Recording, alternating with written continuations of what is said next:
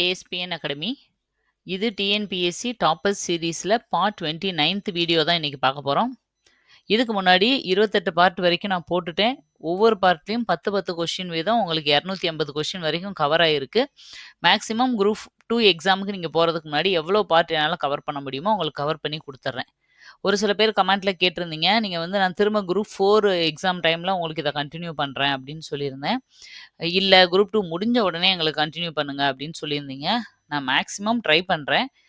என்னோட ப்ராமிஸ் என்ன அப்படின்னா, குரூப் 4 எக்ஸாம் நெக்ஸ்ட் இயர் வரும் இல்லையா, அந்த எக்ஸாமுக்கு நீங்கள் போகிறதுக்குள்ள உங்களுக்கு இதில் ஒரு 100 பார்ட் வரைக்கும் நான் கவர் பண்ணி கொடுத்துட்றேன். அது வீக்லி ஒன்ஸோ வீக்லி ட்வைஸோ எப்படியோ, ஆனால் நம்மளோட சேனலில் பிளேலிஸ்ட்டில் வந்து பார்த்தீங்கன்னா உங்களுக்கு இந்த பார்ட் எல்லாம் வரிசையாக இருக்கும்.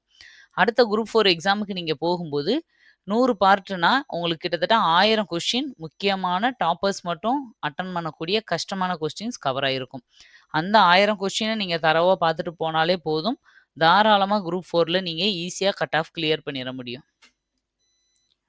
அதனால் நீங்கள் இதை நினச்சி எதுவும் வருத்தப்படாதீங்க. நீங்கள் நார்மலாக படிக்கிறத படிச்சுட்டே இருங்க. நீங்கள் மிஸ் பண்ணுற கஷ்டமானது இதெல்லாம் நீங்கள் தேடி படிக்காமல் உங்களுக்கு நான் அழகாக இந்த மாதிரி ப்ரிப்பேர் பண்ணி கொடுத்துட்றேன்.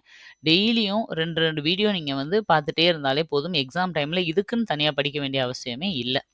உங்களுக்கு வந்து வீடியோஸ் வந்து கரெக்டாக நோட்டிஃபிகேஷன் வர மாட்டுது, இல்லை என்னால் போய் பார்க்க முடியல, டைமிங் தெரியலை அப்படின்னா நம்மளோட சேனலுக்குன்னு வாட்ஸ்அப், டெலகிராம் சேனல் எல்லாமே இருக்குது. கீழே நீங்கள் மோர் அப்படிங்கிறத ஆப்ஷனை கிளிக் பண்ணி பார்த்தீங்கன்னா உங்களுக்கு எல்லாமே டிஸ்பிளே ஆகும். அதில் போய் ஏதாவது ஒன்று வாட்ஸ்அப்லேயோ இல்லை டெலகிராம்லேயோ இல்லை 2லேயுமோ நீங்கள் ஜாயின் பண்ணி வச்சுக்கோங்க. உங்களுக்கு வீடியோஸ் அதில் நான் வந்து போட்ட உடனே உங்களுக்கு ஃபார்வேர்ட் பண்ணிடுவேன். நீங்கள் வந்து டக்குன்னு நோட்ஸ் எடுத்துக்கிறதுக்கு யூஸ்ஃபுல்லாக இருக்கும். இல்லை என்னைக்கு வேணும்னாலும் நீங்கள் நம்மளோட சேனலுக்குள்ளே வந்து பிளேலிஸ்ட்டில் கிளிக் பண்ணி டிஎன்பிஎஸ்சி டாப்பர்ஸ் சீரீஸ் அப்படின்ற ஒரு பிளேலிஸ்ட்டே இருக்கும். அதுக்குள்ளே போய் பார்த்தீங்கன்னா நீங்கள் எப்போ வேணாலும் கேட்டுக்கலாம். அதாவது என்னென்னா, நீங்கள் வந்து எந்த இடத்துல இருக்கீங்க, ட்ராவலில் இருக்கீங்க, வேலை பார்த்துட்ருக்கீங்க, அந்த மாதிரி எந்த சுச்சுவேஷனாக இருந்தாலும் ஜஸ்ட்டு டக்குன்னு உங்களுக்கு ஒரு 10 நிமிஷம் டைம் கிடைக்குது, 15 நிமிஷம் டைம் கிடைக்குதுன்னா ஒரு பார்ட்டை போட்டு கேளுங்க.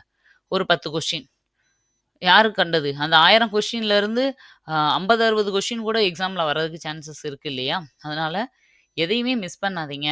கண்டினியூஸாக ஃபாலோ பண்ணிகிட்டு இருங்க. உங்களை மாதிரி ப்ரிப்பேர் பண்ணுறவங்களுக்கும் இதை சொல்லுங்கள். மற்றவங்களுக்கு சொன்னால் இது ஒரு போட்டி ஆயிரும், நம்மளோட காம்படிட்டருக்கு இதெல்லாம் சொல்லக்கூடாதுன்னு நினைக்காதீங்க. நீங்கள் மற்றவங்களுக்கு சொல்லி 2-3 பேர் சேர்ந்து படிக்கும்போது ஆட்டோமேட்டிக்காக உங்களோட பெர்ஃபார்மன்ஸ் வந்து இன்னும் ஜாஸ்தி தான் இருக்கும், குறைய போகிறது இல்லை.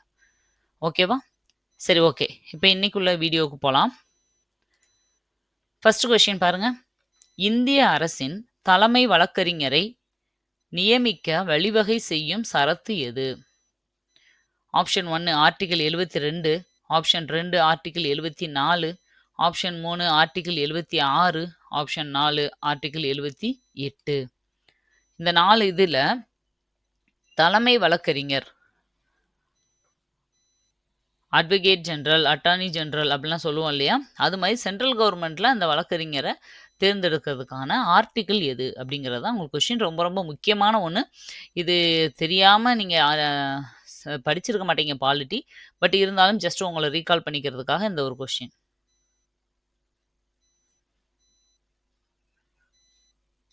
ஓகே, நம்ம ஈஸியான கொஸ்டின் தான். இதுக்கு ஆன்சர் உங்களுக்கு தெரிஞ்சிருக்கும். ஆர்டிக்கிள் 76 அப்படிங்கிறது தான் சரியான விடை. ஏன் இதை நான் எடுத்தேன், ரிப்பீட்டட் கொஸ்டினாக இருந்தால் கூட இதை ஏன் எடுத்தேன் அப்படின்னா, இது வந்து எப்படின்னா குடியரசுத் தலைவரோட அந்த நம்ம கடமைகள், பதவிகள்லாம் படிப்போம் இல்லையா, அந்த இதுக்குள்ளே இது வரும். அப்போ நம்ம வந்து இது எல்லாமே குடியரசுத் தலைவருக்கானது அப்படின்னு நினச்சிருவோம். அந்த கன்ஃபியூஷன் வரக்கூடாதுன்றதுக்காக தான் இது எடுத்து கொடுத்தேன். ஆக்சுவலாக நான் மற்ற ஆப்ஷனுக்கும் சொல்லிடுறேன். ஆப்ஷன் 72 எதுக்கு வரும்? ஆர்டிகிள் 72 அப்படிங்கிறது குடியரசுத் தலைவரோட மன்னிக்கும் அதிகாரம். அவர் வந்து ஏதோ ஒரு தண்டனையை வந்து குறைக்கவோ, ஒத்தி வைக்கவோ, இல்லை மரண தண்டனையை கூட மன்னிக்கிற அதிகாரம் அவருக்கு இருக்குது. அதுக்கான ஆர்டிகிள் தான் 72. 74 என்ன சொல்லுது? குடியரசுத் தலைவருக்கு ஹெல்ப் பண்ணுறதுக்கு அவருக்கு கீழே பிரதமரும் அவரை சார்ந்த ஒரு சில மினிஸ்டர்ஸும் சேர்ந்து ஒரு குழுவை உருவாக்கி, ஒரு அமைச்சரவையை உருவாக்கி அது குடியரசுத் தலைவருக்கு ஹெல்ப் பண்ணணும் அப்படின்னு சொல்கிறது தான் 74. நல்லா டீப்பாக கரெக்டாக சொல்லணும்னா 74ல் 1ன்னு சொல்லலாம். அடுத்தது ஆர்டிகிள் 76 தான் இந்திய அரசுக்குன்னு சொல்லி ஒரு தலைமை வழக்கறிஞர் இருக்கணும் அப்படிங்கிறத சொல்லுது. 78 என்ன சொல்லுது? பிரதமரின் கடமைகளை பற்றி சொல்லுது. அப்போ எல்லாமே குடியரசுத் தலைவர், பிரதமர்னு வரும்போது நீங்கள் இந்த 76 அவங்க சம்மந்தப்பட்டதுன்னு நினச்சிருவீங்க. அதுக்காக தான் தனியாக எடுத்து கொடுத்துருக்கேன். இது தலைமை வழக்கறிஞருக்கான ஆர்டிக்கிள். மத்திய அரசு லெசன்ல தான் இந்த கொஸ்டின் எடுத்திருக்கேன். நெக்ஸ்ட் செகண்ட் கொஸ்டின் பாருங்க. ஒரு முழு அலைவை நிறைவு செய்வதற்கு ஊசலானது எடுத்துக்கொள்ளக்கூடிய கால அளவே டேஸ் ஆகும். ஆப்ஷன் 1 ஊசலின் அலைவு, ஆப்ஷன் 2 புவியீர்ப்பு முடுக்கம், ஆப்ஷன் 3 அலைவு காலம், ஆப்ஷன் 4 ஊசலின் முடுக்கம். இந்த 4 இதுல இது ஒரு டெஃபனிஷன். இந்த டேஸ்ல என்ன வரும் அப்படிங்கிறத கெஸ் பண்ணிக்கோங்க. 30 செகண்ட்ஸ் உங்களுக்கான டைம்.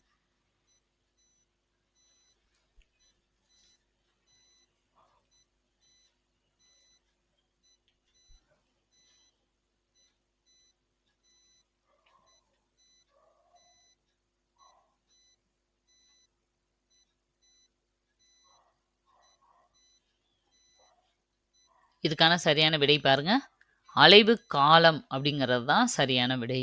தனி ஊசல் டாபிக் வந்து நீங்கள் ஃபிசிக்ஸ் படித்தாலே கண்டிப்பாக அது ஒரு படிச்சுட்டு தான் போவீங்க. அதுலேருந்து தான் இந்த கொஸ்டின் கேட்டிருக்கேன். நெக்ஸ்ட் கொஸ்டின் பாருங்க. ஒரு இன்ட்ரெஸ்டிங்கான கொஸ்டின். காந்தி கணக்கு என்னும் சொற்றொடர் உருவாக காரணமானவைகளை கண்டுபிடி. இந்த காந்தி கணக்குன்னு அடிக்கடி நம்ம யூஸ் பண்ணியிருப்போம். அது எதனால வந்துச்சு அப்படிங்கிறது ஒரு சில பேருக்கு மேபி தெரிஞ்சிருக்கலாம். உங்களுக்கு தெரியாட்டி கூட இப்போ சொல்லலாமே அப்படிங்கிறதுக்காக தான் இந்த கொஸ்டினே நான் எடுத்தேன். சரி, ஃபர்ஸ்ட் நீங்கள் ஆன்சரை கெஸ் பண்ணுங்க. ஆப்ஷன் 1 உப்பு சத்தியாகிரகம், ஆப்ஷன் 2 வ.உ. சிதம்பரம் பிள்ளை, ஆப்ஷன் 3 இரண்டும் சரி, ஆப்ஷன் 4 இரண்டும் தவறு. இதுல இந்த காந்தி கணக்குன்ற பேர் வர காரணமான நிகழ்வுகள்ல எது வந்து சூட் ஆகுது, எது ஆகல?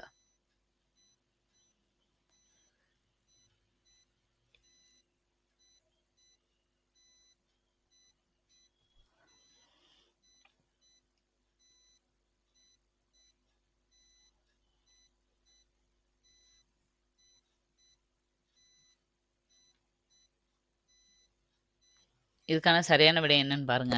இரண்டும் சரின்றது தான் சரியான விடை. வ.உ.சியை பற்றி நம்மளுக்கு வந்து தேசிய தலைவர்களில் படிப்போம். அப்போ வந்து இந்த பாயிண்ட்ஸ் எல்லாமே தெரிஞ்சிருக்கணும். ஆக்சுவலாக என்னன்னா இந்த ரெண்டுமே இந்த வார்த்தைக்கு பொருந்தும். என்னென்ன இன்சிடென்ட் அப்படிங்கிறத நான் சொல்கிறேன். ஆக்சுவலாக வந்து வ.உ.சி உங்களுக்கு தெரியும் 1905 சுதேசி இயக்கம் வங்க பிரிவினை நடந்ததுக்கப்புறம் 1906 அதே வருஷம் அக்டோபர் 16 1 இயர் கரெக்டாக வங்க பிரிவினை நடந்து 1 இயருக்கு அப்புறம் கப்பல் வந்து தனியா ஒரு தமிழர் வந்து கப்பல் வாங்கி இங்க தூத்துக்குடியிலேருந்து இலங்கைக்கு தைரியமா ஆங்கிலேயரை எடுத்து ஒரு சுதேசி நீராவி கப்பலை ஆரம்பிச்சு விட்டவர் தான் இந்த சுதேசி வ.உ. சிதம்பரனார். அதாவது என்னன்னா, பிரிட்டிஷுக்கு இந்த வணிகம் தான் இங்க முக்கியமான ஒரு தொழிலே. அதுக்கு அவங்க பயன்படுத்தினது இந்த கடல் வழியான வாணிகங்கள் தான். அப்ப அந்த ஃபர்ஸ்ட்டு அந்த கடல் இத நம்மளும் ஆரம்பிச்சோம்னா, அவங்களுக்கு ஃபர்ஸ்ட்டு அடியா இருக்கும். அது ஒரு பெரிய அடியா இருக்கும். அப்படின்னு தைரியமா எதிர்த்தவர் தான் வ.உ.சி. ஓகேவா? இது நம்மளுக்கு தெரியும்.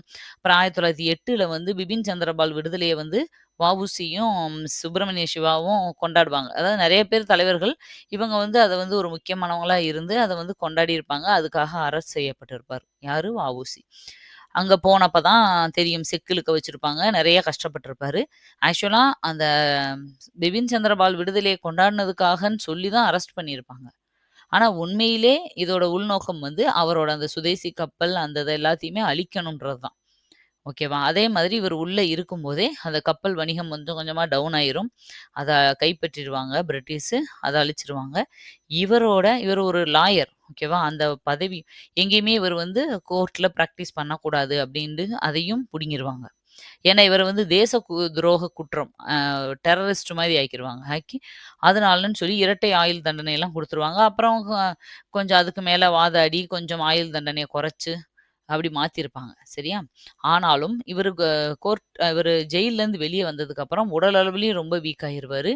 வெளிய இவங்களோட மனைவி மீனாட்சி அப்படின்னு நெனைக்கிறேன். அவங்க வந்து என்னன்னா, இவங்கள கேஸ் வெளிய எடுக்கிறதுக்காகவே எல்லா பணமும் செலவாயிருக்கும். இவரோட தொழில், இவரோட எல்லாத்தையும் போட்டு தான் அந்த சுதேசி நீராவி கப்பல ஆரம்பிச்சிருப்பாரு. அத முடக்குனதுனால மொத்த இதுமே அதாவது கையில ஒரு பைசா இல்லாத நெலைமையில குடும்பம் இருக்கும். இப்ப இவரு வெளிய வந்து ரொம்ப கஷ்டப்படுவாரு. இவரு உள்ள இருக்கும்போதே இவங்க குடும்பத்துக்கு மாசம் மாசமும் தென்னாப்பிரிக்காவுல இருந்த தமிழர்கள் அவங்கனால முடிஞ்ச காச, அதாவது காந்தி சொல்லி கிடையாது. அவங்களாவே வ.உ.சிக்கு சப்போர்ட் பண்ணணும். ஒரு தமிழன் மொத தைரியமா பிரிட்டிஷ் எதிர்த்திருக்கான் அப்படின்னும்போது, அவங்க என்ன பண்றாங்க, அவர் குடும்பம் இன்னைக்கு கஷ்டப்படுது அப்படின்னோனே, அத வந்து பண்ணணும் அப்படிங்கிறதுக்காக எல்லாரும் சேர்ந்து ஒரு குறிப்பிட்ட அமௌண்ட் போட்டு அப்பப்ப அவங்க வீட்டுக்கு அனுப்பிக்கிட்டு இருப்பாங்க. அத ஒரு கட்டத்தில என்ன பண்ணுவாங்கன்னா, காந்தி இந்தியாவுக்கு ரிட்டர்ன் வருவாரு இல்லையா? 1915 அந்த டைம்ல.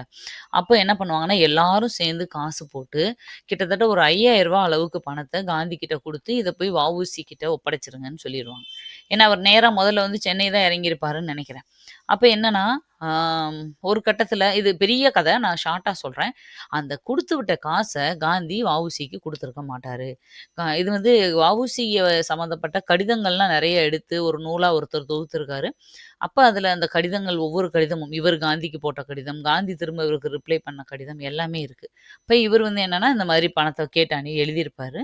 காந்தி தான் ஆனா ஃபர்ஸ்ட் எழுதியிருப்பாரு. "உங்களுக்கு வர வேண்டிய பணம் வந்து சேர்ந்துச்சா?" அப்படின்னு. "இல்ல வரல" அப்படின்னு இவங்க அனுப்பியிருப்பாரு. இவர் என்ன சொல்லுவாரு, "இல்ல எனக்கு வரல. ஏதாவது என்ன விட எனக்கு என் குடும்பத்துக்கு பயன்படுறத விட வேற ஒரு நல்ல காரியத்துக்கு அந்த பணம் பயன்பட்டா கூட ஓகே தான்னு" சொல்லி அனுப்பிருவாரு. ஆனா காந்தி திரும்ப, "இல்ல அது உங்களுக்கு வரவேண்டிய பணம். நான் எவ்வளவுன்னு கணக்கு பார்த்துட்டு நான் உங்களுக்கு அனுப்புறேன்ருவாரு." இப்ப இந்த வ.உ.சி என்ன சொல்லுவாரு, "சரி அது வந்து வேற எதுக்கும் பயன்படுத்தலன்னும்போது நீங்க எனக்கு குடும்பத்துக்கு குடுத்தீங்கன்னா, எங்க குடும்பம் ரொம்ப இப்ப ஒரு கஷ்டமான சூழ்நிலையில இருக்கு. அது என் குடும்பத்துக்கு உதவும்ன்னு" சொல்லி கேட்பாரு.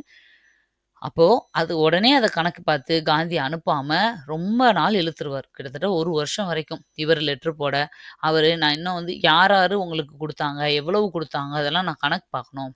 சரி பார்க்கணும், சரி பார்த்து அனுப்பணும்னு சொல்லியே லெட்டர்ல பூரா இவரும் லெட்டர் போட்டுக்கிட்டே இருப்பாரு. அவரு பதிலுக்கு இன்னும் சரியான ம் அ முடிவு எடுக்க முடியல.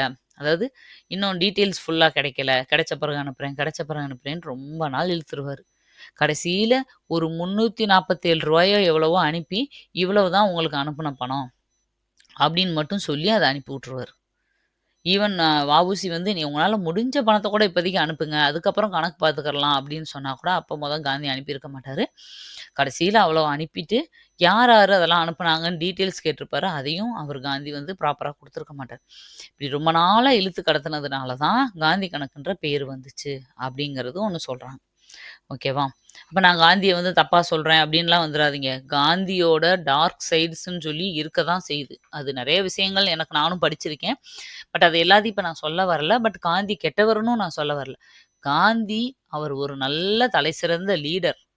ஆனா, அவர் ஒரு கடவுள் கிடையாது. அவரும் ஒரு சாதாரண மனிதர் தான். எல்லா மனிதர்களுக்கும் இருக்கிற வீக்னஸ், ஒரு சில த எல்லாமே இருக்கும். ஏன்னா, அது நேச்சர். ஓகேவா? கடவுளோட படைப்பே அப்படிதான். அதனால நம்ம வந்து அவர்கிட்டயும் சின்ன சின்ன தவறுகள் இருந்திருக்கும். அவர் காலத்துல அவர எதிர்த்தவங்களும் எத்தனையோ பேர் இருந்திருக்காங்க. சரி ஓகே. அப்ப காந்தி ஒரு ரீசனா சொல்லப்படுது. இதனால சொல்லியிருக்கலாம் அப்படிங்கிறது. 2வது ஆப்ஷன் என்ன குடுத்திருந்தேன்? உப்பு சத்தியாகிரகம்னு குடுத்திருந்தேன். அதுவும் ஒரு ரீசன். காந்தி கணக்குன்ற வார்த்தை வர்றதுக்கு. அது என்ன அப்படின்னா, உப்பு சத்தியாகிரகம் உலகம் முழுக்க மிகப்பெரிய மக்கள் இயக்கமா நடந்த ஒரு பெரிய போராட்டம் தான் உப்பு சத்தியாகிரகம். அதுல காந்தி வந்து எல்லாரையும் ஒண்ணு திரட்டியிருந்தாரு. ஆனா எல்லாருமே அவர் பின்னாடி போ முடியுமா? இந்தியாவுல இருக்க அத்தன பேரும் எல்லா வேலையும் விட்டுட்டு அவர் காந்தி பின்னாடி நடக்க முடியுமா? முடிய ஆனா காந்திக்கு சப்போர்ட் பண்ணணும்னு நெனச்சாங்க.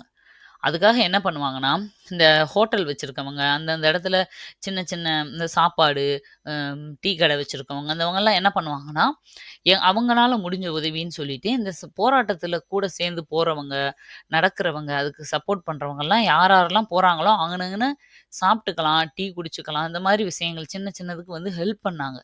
அதுக்கு இப்ப அவங்க ஹோட்டல்ல சாப்பிடுறாங்கன்னு வச்சுக்கோங்க. சாப்பிட்டு முடிச்சுட்டு, யாராச்சும் காந்தி கணக்கு அப்படின்னு சொன்னா, ஓகேன்னு சொல்லிட்டு க கணக்கு எழுதாம அவங்கள அனுப்பிருவாங்க.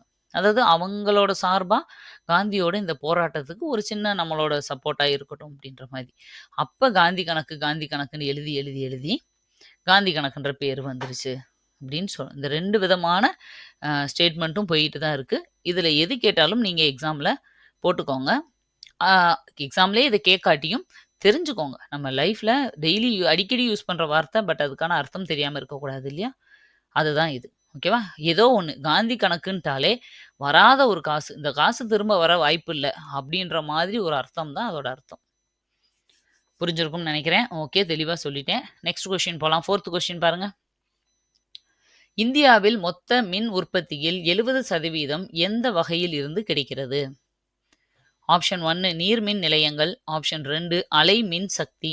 ஆப்ஷன் 3 அணுமின் சக்தி. ஆப்ஷன் 4 அனல் மின் சக்தி. இந்த 4 இதிலிருந்து எதுல நம்மளுக்கு பவர் எலக்ட்ரிசிட்டி அதிகமா நம்ம யூஸ் பண்ணிட்டு இருக்கோம்? இந்த 4 வகையான எலக்ட்ரிசிட்டியுமே இருக்கு இந்தியாவுல. ஆனா 70% மின் உற்பத்தி எது மூலமா நம்மளுக்கு கிடைக்குது? எது ரொம்ப பழமையானது அப்படிங்கிறத கண்டுபிடிச்சீங்கனாலே, நீங்க ஈஸியா ஆன்சர் பண்ணிறலாம். ஏன்னா, அதுதான் அதிகமா இருக்க சான்சஸ் இருக்கு.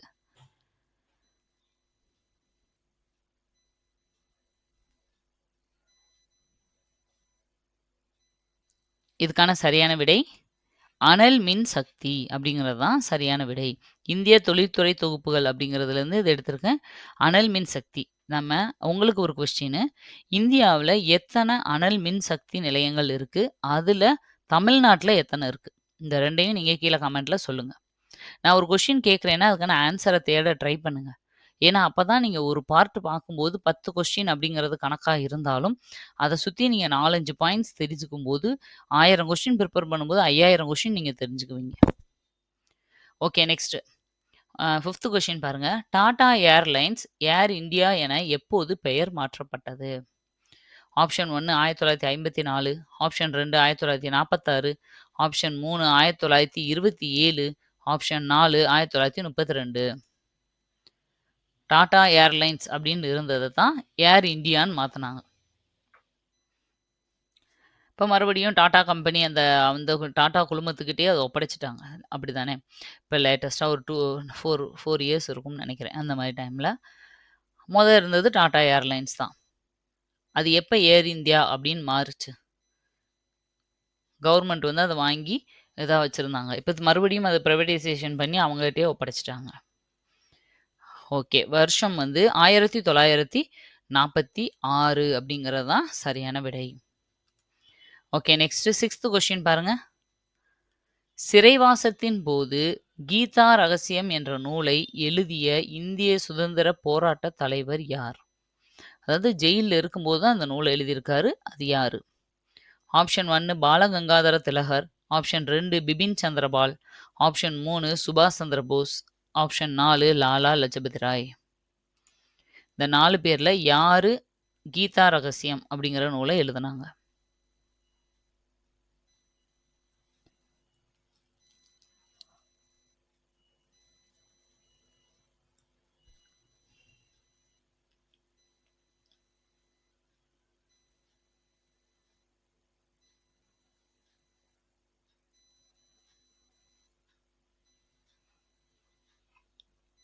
இதுக்கான சரியான விடை என்னன்னு பார்க்கலாம். பாலகங்காதர திலகர் அப்படிங்கிறது தான் சரியான விடை. தேசிய தலைவர்கள் நம்ம படிச்சே ஆகணும். அதுல எவ்வளோ மேக்ஸிமம் பாயிண்ட்ஸ் எக்ஸ்ட்ராவா நீங்க தெரிஞ்சுக்க முடியுமோ தெரிஞ்சுக்கோங்க. ஏன்னா ஒரு யூனிட்ல முக்காவாசி இந்த தேசிய தலைவர்களே கவர் பண்ற மாதிரி இருக்கும். ஓகே நெக்ஸ்ட் 7th கொஸ்டின் பாருங்க. ஹேபர் முறையில் அமோனியா தயாரித்தலின் போது கீழ்க்கண்ட ஒன்று வினைவேக மாற்றியாக செயல்படுகிறது. ஹேபர் முறையில அமோனியா தயாரிக்கணும். அமோனியா தயாரிக்கிறதுக்கு நெறைய முறைகள் இருக்கு. நெறைய மெத்தட் இருக்கு. நான் கேட்கிறது ஹேபர் முறையில அமோனியா தயாரிக்கும்போது, வினைவேக மாற்றியா அதுல எத பயன்படுத்துறாங்க? Option 1 nitric oxide, option 2 cupric chloride, option 3 nickel, option 4 இரும்பு. இதுல எத ஹேபர் இதுல யூஸ் பண்றாங்க? கெமிஸ்ட்ரில இருந்து ஒரு கொஸ்டின். இத ஆன்சர் சொல்லுங்க. தெரியாத கொஸ்டினுக்கு எப்படி ஆன்சர் பண்ணுறது அப்படின்னு சொல்லி ஒரு வீடியோவே நான் போட்டிருக்கேன். அதில் நிறைய டெக்னிக் நான் சொல்லி கொடுத்துருப்பேன். ஒருவேளை நீங்கள் அதை கவனிக்கலை பார்க்கல அப்படின்னா நான் வந்து உங்களுக்கு இந்த வீடியோவோட எண்டு கார்டில் அதை கொடுக்குறேன். ஒரு வாட்டி பார்த்துக்கோங்க. இதுக்கப்புறம் தெரியாத கொஸ்டின் எங்கே பார்த்தாலும் அந்த டெக்னிக்கெல்லாம் ட்ரை பண்ணி பாருங்கள். அப்போ தான் எந்த அளவுக்கு ஒர்க் அவுட் ஆகுது அப்படிங்கிறது உங்களுக்கு தெரியும். இப்போ எக்ஸாம் ஹாலில் நீங்கள் எப்படி தெரியாத கொஸ்டினை அப்ரோச் பண்ணலாம் அப்படிங்கிற ஒரு ஐடியாவும் உங்களுக்கு கிடைக்கும். ஓகே. இதுக்கான சரியான விடை இரும்பு அப்படிங்கிறது தான் சரியான விடை. உரங்கள் லெசன்லேருந்து இது கேட்ட கொஸ்டின். நெக்ஸ்ட் 8th கொஸ்டின் பாருங்க. டாக்டர் முத்துலட்சுமி அம்மையார் லண்டனில் புற்றுநோய் தொடர்பான ஆராய்ச்சி படிப்பை முடிக்க அப்போதைய முதல் அமைச்சர் டேஸ் அவர்களுக்கு உதவினார்? Option 1 Panagal Arasar, option 2 Subbarayalu Reddiar, option 3 Munusamy Naidu, option 4 Bobbili Arasar. இந்த 4 பேர்ல யாரு முத்துலட்சுமி அம்மையார் லண்டன்ல போய் இந்த கேன்சருக்காக ஸ்பெஷலா படிக்கிறதுக்கு, ரிசர்ச் பண்றதுக்கு ஹெல்ப் பண்ணாங்க? உங்களுக்கு 4 ஆப்ஷன பார்க்கும்போதே தெரியும். நீதி கட்சி தலைவர்கள் தான் இவங்க எல்லாமே. ஏன்னா, முத்துலட்சுமி அம்மையார் லண்டன்ல போய் புற்றுநோய் படிச்ச வருஷமும் 1925. அது நீதி கட்சியோட பீரியடு.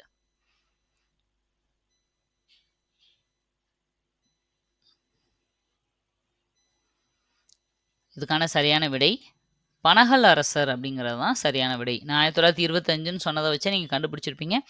ஏன்னா, நீதி கட்சியில 20ல யார் இருந்தா, 23ல யார் இருந்தா, 26ல யார் இருந்தான்னு வரிசையா நீங்க தெரிஞ்சிருக்கணும். 6 சிஎம்மோட பேரு மனப்பாடமா உங்களுக்கு தெரிஞ்சிருக்கணும். டாக்டர் முத்துலட்சுமி அம்மையார பத்தி படிக்கும்போது இந்த பாயிண்ட் கண்டிப்பா வரும். அப்புறம் எனக்கு இன்னொரு கொஸ்டினுக்கும் நீங்க ஆன்சர் சொல்லுங்க. இந்த பனகல் அரசர் அப்படிங்கிறதுக்கு அவரோட உண்மையான பெயர் என்ன?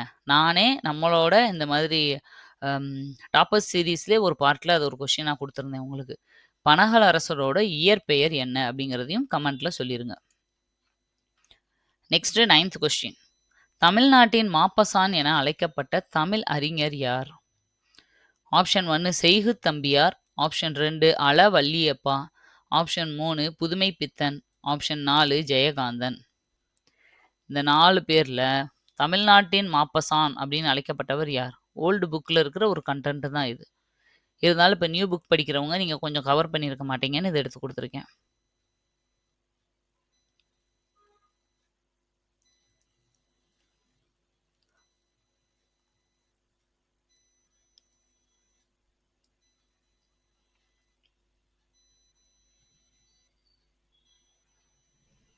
இதுக்கான சரியான விடை ஜெயகாந்தன் அப்படிங்கிறது தான் சரியான விடை.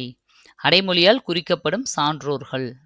நான் ஆல்ரெடி நம்ம சேனல்ல ஆசிரியர்கள் மற்றும் அடைமொழி பெயர்கள்னு ஒரு தனி லிஸ்ட்டே கொடுத்துருக்கேன். அதை ஒரு வாட்டி செக் பண்ணிக்கோங்க. இல்லை வேறு எந்த சேனலில் உங்களுக்கு இந்த மாதிரி ஒவ்வொரு ஆசிரியர்களும் அவங்களோட இயற்பெயர், அடைமொழி பெயர், விருதுகள், நூல்கள், அவங்களோட நூற்றாண்டுகள், அவங்க எந்த நூலுக்காக என்ன மாதிரி விருது வாங்கினாங்க, சாகித்ய அகாடமி விருதா, கலைமாமணி விருதா, தமிழக அரசு விருதா, தமிழ் அன்னை விருதா, இப்படி ஒவ்வொன்றையும் தெளிவாக வேறு சேனலில் கொடுத்துருந்தாலும் நீங்கள் தாராளமாக நோட்ஸ் எடுத்து வச்சு படிச்சுக்கோங்க. ஆனால் படிக்காமல் மட்டும் எக்ஸாம் போயிடாதீங்க.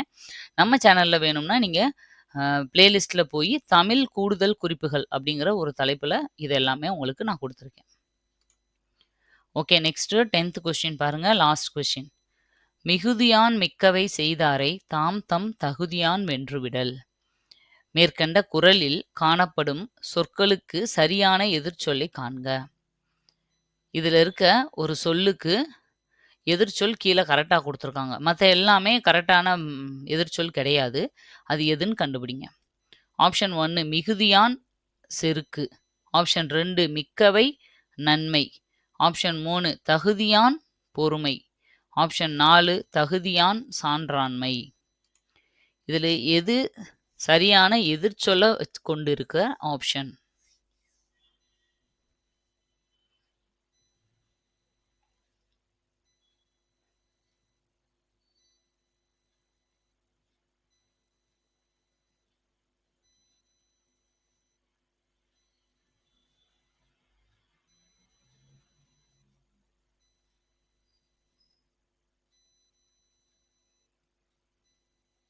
இதுக்கான சரியான விடை பாருங்க.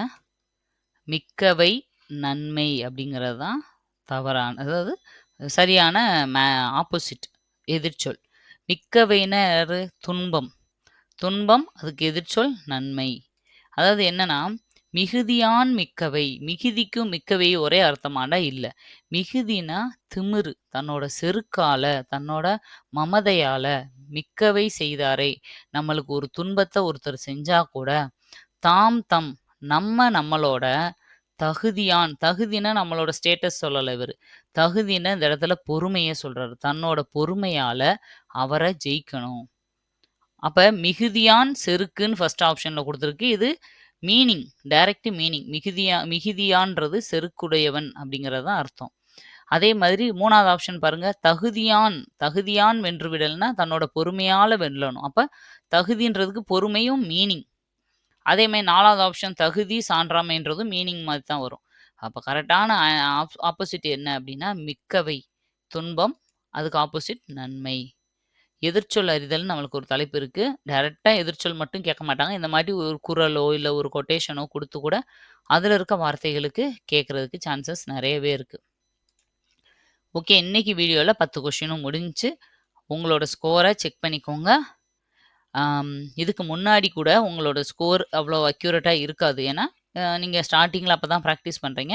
ஆனா, இந்த குரூப் 2 எக்ஸாம் போறீங்கன்னா, இப்போ நீங்க இந்த ஸ்கோருக்குள்ள இருக்கீங்கன்னா, இந்த சான்சஸ் 100% உங்களுக்கு பொருந்தும். அதாவது 8, 9 மார்க் 8, 9, 10 வாங்குறீங்கன்னா, 100% இந்த குரூப் 2ல உங்களால போஸ்டிங் வாங்கிருவீங்க. நீங்க கான்ஃபிடென்ட்டா போலாம்.